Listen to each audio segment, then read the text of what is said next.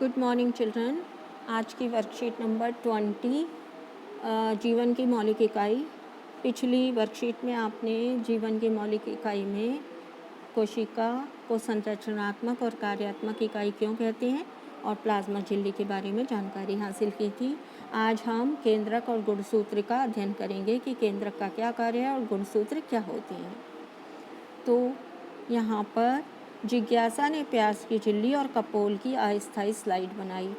जो हम temporary mount का पादप को वो प्याज की झिल्ली की कोशिका बनाते हैं और उसको माइक्रोस्कोप में देखते हैं, इसीलिए इसी तरह कपोल यानी गाल के अंदर के थोड़ा सा पदार्थ स्क्रैप करके उसकी स्लाइड बनाते हैं, जो जंतु कोशिकाएं या कपोल कोशिकाएं कहलाती है। कपोल यानी गाल होता है। तो जो उसने चित्र बनाए उसमें क्या देखा उसने?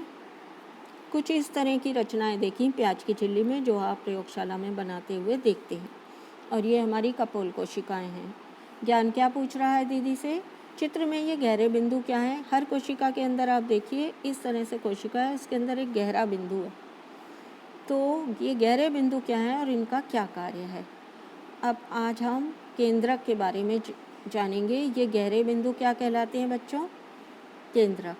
और केंद्रक जो कोशिकाओं में होता है वो केंद्रक झिल्ली द्वारा घिरा होता है। एक झिल्ली द्वारा घिरा होता है केंद्रक, उसे हम केंद्रक झिल्ली कहते हैं। इस केंद्रक झिल्ली में छोटे छोटे छिद्र होते हैं। क्या होते हैं? छोटे छोटे छिद्र होते हैं। इन छिद्रों से कोशिका द्रव अंदर बाहर होता है। जो कोशिका में पाया जाने वाला द्रव पदार्थ है वो छिद्रों द्वारा केंद्रक के अंदर जा सकता है और बाहर भी आ सकता है। इसे कोशिका का ब्रेन कहते हैं। जो हमारा ब्रेन जिस तरह हमारी बॉडी पर नियंत्रित करता है, उसी तरह पूरी कोशिका को नियंत्रित करने वाला कौन है? केंद्रक। तो इसीलिए हम इसको क्या कहते हैं? कोशिका का ब्रेन या मस्तिष्क कहते हैं। कोशिका के कार्यों को नियंत्रित और निर्देशित करता है कौन? कोशिका के कार्यों को निर्देशित और नियंत्रित करना केंद्रक का कार्य है। कोशिका में अनेक कार्य करता है केंद्रक, जैसे आनुवांशिक संरचना, कोशिका विभाजन, कोशिका को 2 से 4 में विभाजित करते जाना, वृद्धि करना, डीएनए डीऑक्सीराइबोन्यूक्लिक अम्ल, डीएनए का फुल फॉर्म क्या होता है? डीऑक्सीराइबोन्यूक्लिक अम्ल। आरएनए अर्थात राइबोन्यूक्लिक अम्ल व राइबोसोम का उत्पादन करना, कोशिका में वृद्धि करना, प्रोटीन एवं एंजाइम संश्लेषण करना या प्रोटीन एवं एंजाइम को बनाना। ये सारे कार्य किसके हैं? ये सारे कार्य कोशिका केंद्रक के हैं। तो केंद्रक अनेक कार्य करता है और सारी कोशिका को नियंत्रित और निर्देशित करता है, क्या कार्य करना है क्या नहीं करना है। अब हम गुणसूत्रों के बारे में पढ़ेंगे। गुणसूत्र क्या होते हैं? केंद्रक में एक उलझे धागों जैसी संरचना क्रोमेटिन पदार्थ होता है। जो धागे उलझे होते हैं, धागों की तरह की संरचना एकदम एक दूसरे में उलझे हुए होते हैं, तो उसे हम क्या कहते हैं?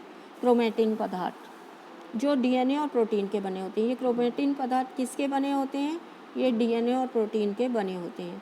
कोशिका विभाजन की शुरुआत में ये क्रोमेटिन पदार्थ कई लंबे जोड़ों में बदल जाते हैं।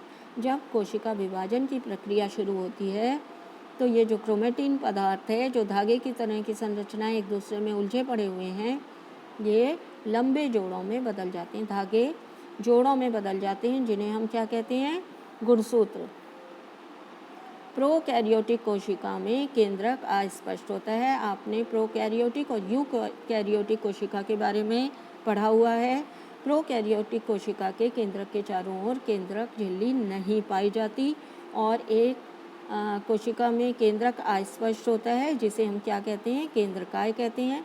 इसमें केवल क्रोमेटिन पदार्थ होता है। और जो मुख्य अंतर होता है यूकैरियोटिक और प्रोकैरियोटिक कोशिका में, वो होता है प्रोकैरियोटिक कोशिका में केंद्रक झिल्ली नहीं पाई जाती। किसी जीव के कोशिका केंद्रक में गुणसूत्रों की संख्या निश्चित होती है। क्या होती है? कि गुणसूत्रों की संख्या निश्चित होती है। मानव के कोशिका में कितने गुणसूत्र पाए जाते हैं? 46 या 23 जोड़े गुणसूत्र पाए जाते हैं। क्रोमेटिन पदार्थ डीएनए के क्रियात्मक खंड को जीन कहते हैं। जो क्रोमेटिन पदार्थ में डीएनए के डीएनए का बना होता है, तो डीएनए के एक खंड को हम क्या कहते हैं? डीएनए के एक खंड को हम जीन कहते हैं।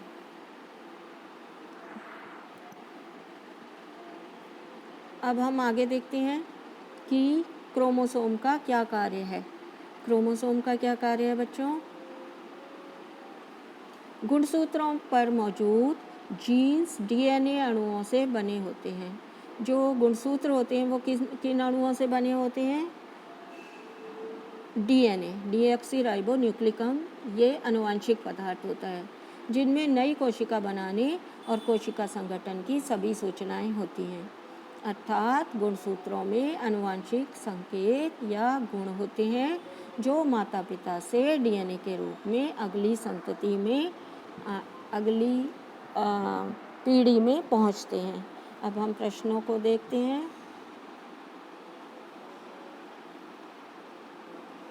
पहला प्रश्न, प्रोकैरियोटी और यूकैरियोटी कोशिका में क्या अंतर है? केंद्रक में क्या अंतर है? तो खाली केंद्रक का अंतर लिखना है बच्चों आपको। प्रोकैरियोटी कोशिका में केंद्रक झिल्ली अनुपस्थित होती है, जबकि यूकैरियोटी कोशिका में केंद्रक झिल्ली उपस्थित होती है। आपको सिर्फ एक अंतर लिखना है, और वो क्या लिखना है कि केंद्रक झिल्ली के आधार पर लिखना है।